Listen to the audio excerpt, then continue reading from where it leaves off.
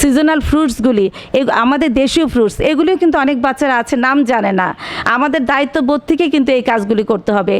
আমরা যেখানে একটা রাস্তায় একটা ময়লা দেখি, আমরা নিজে হাতে তুলে নেই না সেই ময়লাটা, নিজে আমরা ডাস্টবিনে ফেলি না কেন, নিজে আমি করি না কেন, আমরা নিজে করার চেষ্টা করব। কাজ নিজে করার মধ্যে কিন্তু কোনো লজ্জার ব্যাপার নাই, সেটা কিন্তু খুব আনন্দের সাথেই কিন্তু আমরা করতে পারি।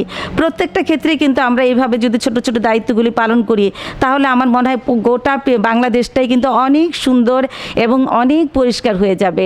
তাই আমি বলছি যে দেশ যখন আমার, অবশ্যই আমাকে আমার দায়িত্ব নিয়েই কিন্তু আমার সমস্ত কাজটা করতে হবে।